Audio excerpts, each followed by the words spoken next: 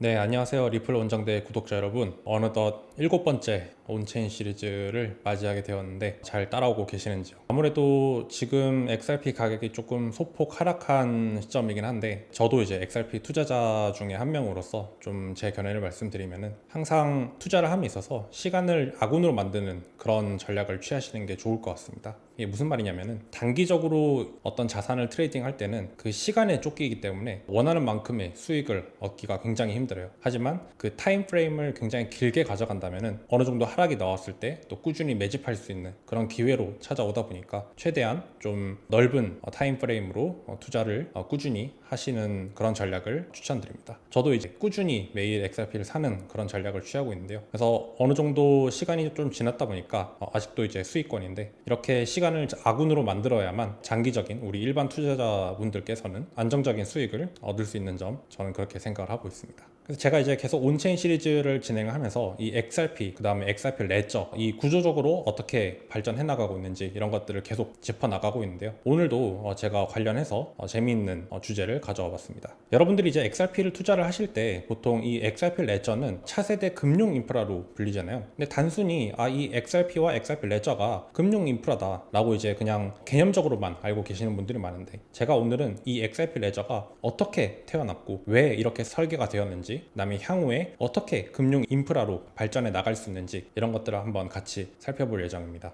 이 블록체인에는 되게 많은 메인넷들이 있습니다. XRP 레저도 그 많은 메인넷들 중에 하나고요. 근데 일반적인 블록체인 메인넷들은 DApp 기반의 금융 시스템을 갖추고 있습니다. 이 하나의 메인넷 위에 스마트 컨트랙트 기반으로 여러 가지 DApp들이 발전해 나가는 형태인데요. 이 XRP 레저는 일반적인 블록체인 메인넷들과는 다르게 금융에 특화되어 있게 설계가 되어 있습니다. 이게 무슨 말이냐면은 이게 원래 XRP 레저는 이더리움보다 먼저 나온 메인넷이거든요. 근데 그때는 블록체인 메인넷이라기보다는 이 금융기관의 그런 솔루션에 좀 더 가까웠습니다. 그러다 보니까 이 스마트 컨트랙트라는 개념을 만든 이더리움 전에 나왔다 보니 애초에 이것이 설계가 될 때 스마트 컨트랙트라는 개념이 없었어요. 대신에 금융기관들이 쓸 수 있는 여러 가지 기능들을 메인넷에 탑재를 해서 금융기관들이 쉽게 본인들의 금융 시스템에 이 XRP 레저를 탑재할 수 있도록 그렇게 만들어진 게 XRP 레저입니다. 그래서 보통은 이 프로토콜이 내장되어 있는 금융 인프라라고 불리는 것이고요. 그렇다 보니까 안정성, 그 다음에 규제에 맞게끔 설계가 되어 있다는 게 이 XRP 레저의 특징이라고 볼 수 있습니다. 그래서 대표적인 메인넷들 한번 살펴볼게요.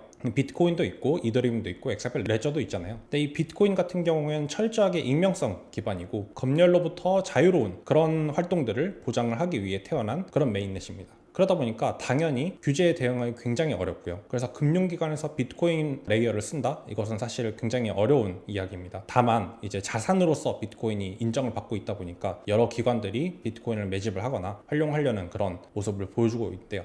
하지만 이 비트코인 또한 이더리움처럼 이 스마트 컨트랙트가 탑재가 되어 있지 않다 보니까 뭔가 이 비트코인 메인넷을 활용할 수 있는 그런 도구들은 거의 없다시피 합니다. 반면에 이더리움 같은 경우에는 여러 개발자들이 이 이더리움 메인넷을 쓸 수 있도록 그런 범용성을 중심으로 만들어진 메인넷이고요. 당연히 이제 스마트 컨트랙트 기반이다 보니까 어떤 개발자든 본인들이 이 이더리움의 솔리디티 언어를 안다면은 자유롭게 이 서비스를 구축을 할 수 있는 것이 특징입니다. 하지만 매번 이렇게 별도로 그런 기능들을 구현을 해야 되다 보니까 규제에 맞추기가 굉장히 복잡해요. 어떤 기능들을 만들었는데 이것이 이제 규제에 맞지 않는 기능이 될 수도 있고 어떤 규제에 맞추기 위해서 굉장히 복잡하게 설계를 해야 되는 그런 경우도 굉장히 많습니다. 하지만 이 스마트 컨트랙트가 굉장히 강력한 도구다 보니까 직접 프로그래밍해서 규제에 맞게끔 설계를 한다면은 금융기관에도 대응할 수 있는 그런 환경이 만들어지는 것이죠. 마지막으로 XRP 레저 같은 경우에는 제가 아까도 말씀드렸다시피 프로토콜 자체에 그런 도구들이 내장되어 있다 보니까 이미 그 도구들이 규제에 맞게끔 설계가 되어 있다 보니까 이 규제에 굉장히 강력하게 대응이 가능합니다. 그래서 어떤 금융기관들도 쉽게 즉시 사용 가능한 그런 메인넷이 바로 XRP 레저고요. 그 다음에 주요 도구로는 금융기관들이 쓸 수 있는 클로우백 기능, 프리즈 기능 이런 것들이 다 탑재가 되어 있다 보니 금융기관들이 신뢰하고 바로 쓸 수 있는 메인넷이 바로 XRP 레저라고 볼 수 있는 것이죠. 그래서 한마디로 정의를 하자면은 XRP 레저는 금융기관 혹은 국가가 리스크 없이 자산을 발행하고 통제할 수 있는 그런 규제에 특화되어 있는 블록체인 금융 인프라 이렇게 설명을 할 수가 있을 것 같습니다. 네, 그래서 여기서 되게 재밌는 개념이 하나 나오는데요. 혹시 여러분들 XLS라는 그런 개념에 대해서 들어보셨나요? 이게 사실 표준 제한이거든요. XRP 레저를 진화시킬 수 있는 표준 제한을 XLS라고 부르는데, 그러니까 XRP 레저의 표준 프로토콜을 이제 말을 하는 것이고, XRP 레저 내에 있는 프로토콜과 뭐 데이터 구조 혹은 거래 유형 등을 정의를 하는 그런 표준 제한으로서 개발자들이 이런 표준들을 제안을 하고 거기에서 투표 결과로 이 제안을 XRP 레저에 통합시키겠다, 이런 과정을 전체를 이제 XLS라고 부르는데, 이거는 단순히 코드를 변경하는 게 아니고요, 전 세계 개발자와 기업들이 공통으로 따를 수 있는 금융 규격을 만드는 과정이라고 보시면 될 것 같습니다. 사실 이 XLS는 이 XRP 레저에만 있는 개념은 아닙니다. 흔히들 이제 BIP, EIP, 비트코인 임프루먼트 프로포설이나 아니면 이더리움 임프루먼트 프로포설, 이렇게 비트코인에도 있고 이더리움 메인넷도 있는 그런 제한 방식인데요. 이 BIP 같은 경우에는 주요 목적 같은 경우에는 이 비트코인 메인넷의 보안을 유지하는 그런 제한이라고 보시면 될 것 같고, 적용은 이 코어 프로토콜에 바로 적용할 수 있는 제한이라고 보시면 될 것 같습니다. 그리고 업그레이드를 할 때 이 하드포크 혹은 소프트포크를 진행을 하게 되는데요.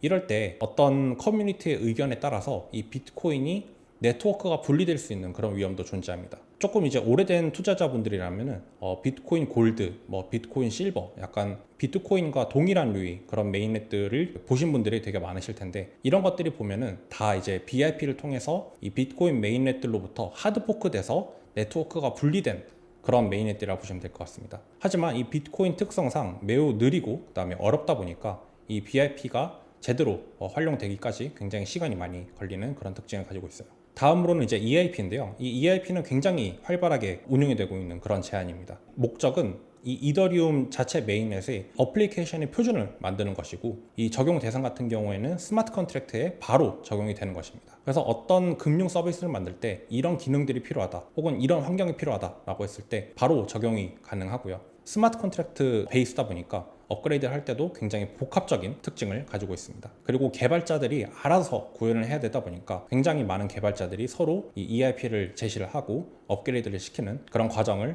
겪고 있죠. 마지막으로 이 XLS는 BIP와 EIP 둘과 굉장히 유사하긴 하지만은 이 네이티브, 이 XRP 레저 네이티브 기능을 추가한다는 그런 목적을 가지고 있고요. 적용 대상은 당연히 XRP 레저 자체에 적용을 하게 됩니다. 그리고 이 어멘드먼트라는 이 제안을 이제 투표를 붙이고 밸리데이터 간의 투표를 통해서 이것을 XRP 레저에 직접 적용을 할 것인지 안 할 것인지 이런 것들을 결정하는 그런 과정을 이제 거치는 것이고, 그리고 이것이 XRP 레저에 도움이 될 수 있는 그런 기능이라고 판단이 된다면은 그렇게 검증된 기능만 탑재를 하는 게 특징이라고 볼 수 있습니다. 그래서 또 정리를 하자면은 이 XLS는 단순히 메인넷을 업그레이드를 하는 게 아니라 금융기관, 그 다음에 국가 단위에서 신뢰할 수 있는 그런 검증된 기능을 XRP 레저 메인넷 자체에 탑재하는 그런 과정이라고 보시면 될 것 같아요. 근데 여기서 한 가지 궁금한 점이 이제 있을 것 같아요. 이 XLS 업그레이드는 누가 제안하고 누가 승인할지 좀 궁금해 하실 텐데, 앞서서 간략하게 좀 언급을 드리긴 했지만은 이 XLS는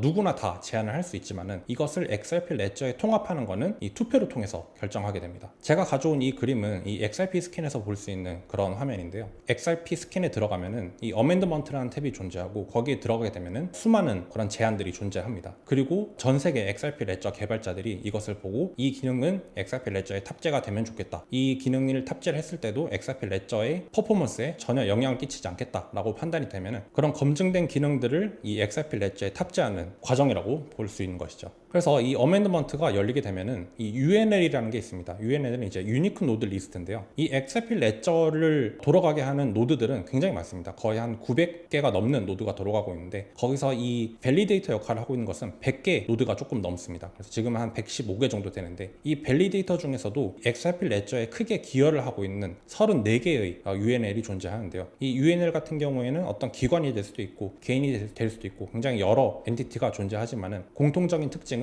활발하게 제안을 하고 유지 보수를 하는 그런 집단이라고 보시면 될 것 같습니다. 그래서 이 34개의 UNL 중에서 80% 이상이 이 XRP 레저에 통합이 되는 그런 방식인데요. 지금 이제 34개다 보니까 80% 이상이 되려면은 28개의 UNL이 이제 동의를 해야, 그리고 이제 2주 동안 합의를 유지를 해야 이 기능이 활성화되는 그런 과정입니다. 그렇다 보니까 각 UNL이 책임감을 가지고 레저를 운영하는 그런 탈중화된 시스템이 바로 이 XRP 레저인 것이죠. 흔히들 이 XRP 레저가 중앙화되어 있다, 리플이 이제 좌지우지하는 그런 메인넷이다 라고 알고 계시는 분들이 많은데 전혀 그렇지 않고, 이 XRP 레저도 이 UNL을 통해서 여러 밸리데이터를 통해서 유지 보수가 되고 있는 탈중앙화된 블록체인 메인넷인 것을 인지를 하시면 좋을 것 같아요. 그래서 제가 XRP 레저에 이미 이 금융기관에 특화되어 있는 그런 기능들이 많이 들어있다고 했는데, 제가 몇 가지를 한번 가져와 봤습니다. 한 번씩 살펴보면 좋을 것 같아요. 그래서 제가 이제 카테고리를 결제 금융, 그 다음에 계정 보안, 그 다음에 그 외에 이렇게 세 가지로 분류를 해놨는데, 사실 이거는 이렇게 뭔가 공식적으로 분류된 건 아니고요. 제가 이제 개인적으로 분류를 해놨는데, 이 결제 금융 파트에서는 크로스 커런시 페이먼트, 그래서 내부 경로 탐색을 통해서 자동으로 환전이나 송금을 할 수 있도록 하는 그런 기능을 말합니다. 다음 두 번째로는 에스크로랑 페이먼트 채널이라고 해서 조건부로 지급 혹은 실시간으로 소액 결제할 수 있는 그런 기능인데요. 흔히들 이제 에스크로라고 하면은 여러분들이 아시는 그 에스크로가 맞습니다. 예를 들어서 내가 어떤 계약을 통해서 어떤 금액을 지불을 받아야 된다. 하지만 그 계약에는 어떤 기능들 혹은 어떤 서비스를 제공했을 때만 내가 그 대금을 지급을 받을 수 있다라고 했을 때, 이 에스크로를 통해서 구매자가 어떤 특정 금액을 에스크로로 걸고 서비스나 혹은 제품이 완료가 되면은 그때 실제로 지급을 하게 되는 그 에스크로 기능을 말하는 것이고, 이 기능이 이제 탑재가 되어 있다 보니까 흔히들 금융 서비스에서 쓸 수 있는 그 에스크로 기능을 XRP 레저에서도 쓸 수 있는 그런 환경인 것이죠. 그 다음에 이 책 같은 경우는 수표를 말합니다. 여러분들 아시는 그 수표인데요.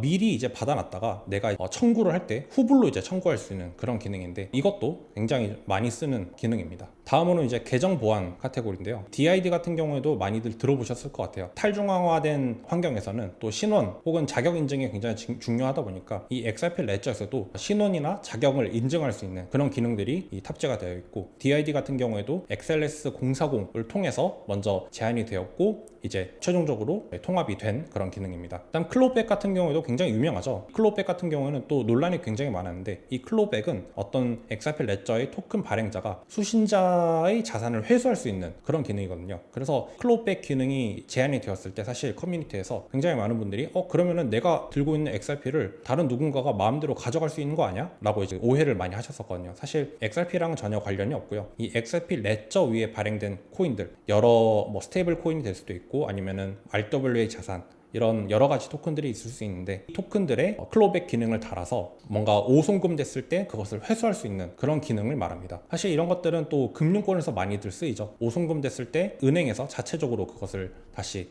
회수할 수 있는 그런 기능을 이제 많이들 쓰는데, 이런 것들을 또 이제 달아놨다 보니까 금융기관에서 XRP 레저에서는 이런 기능도 있으니까 써볼만 하겠어 라는 판단을 할 수가 있는 것이죠. 딥프리즈 같은 경우에도 이제 XLS 77번으로 이제 제한이 됐던 그런 기능이고요. 이거 같은 경우에는 자산을 영구적으로 동결할 수 있는 그런 기능입니다. 예를 들어서 어떤 자산이 범죄와 연루되어 있는 그런 자산일 때 강압적으로 동결시켜야 되는, 그런 강압적으로 이제 압류를 해야 되는 그런 상황이 발생하거든요. 그런 기능들도 탑재를 해서 금융기관에서 안전하게 자산을 관리를 할 수 있는 그런 환경을 제공하고 있다고 보시면 될 것 같습니다. 그리고 그 외에도 NFT, XRP 레저에서 혹시 NFT가 있다는 걸 혹시 알고 계시나요? 이 NFT 거래소도 있고 굉장히 많은 NFT들이 발행이 되어 있었는데, 이 NFT도 XLS 020번을 통해서 제한이 되어서 최종적으로 통합이 되었고, 지금 이제 XRP 레저 위에서 누구나 다 NFT를 발행하고 거래할 수 있는 그런 환경이 마련이 되어 있습니다. 멀티 시그니처 같은 경우에도 다중 서명 장치 기능인데요. 예를 들어서 내가 어떤 트랜잭션을 날릴 때 나뿐만 아니라 여러 명의 서명이 필요한 경우가 있습니다. 우리가 이제 회사에서도 여러 결제 라인이 있듯이 한 명이 서명을 했을 때만 수행되는 것이 아니라 여러 명이 다 서명을 해야 트랜잭션이 날아가야 되는 그런 상황이 종종 발생하는데요. 이 멀티 시그니처도 XRP 레저에 통합이 되어서 여러 명이 이 서명을 해야 그 트랜잭션이 발생할 수 있는 그런 환경을 또 제공하고 있습니다. 그리고 마지막으로 이제 프라이스 오라클인데요. 이 프라이스 오라클 같은 경우에는 이용자가 쓰기보다는 이 개발자들이 많이 쓰는 그런 기능입니다.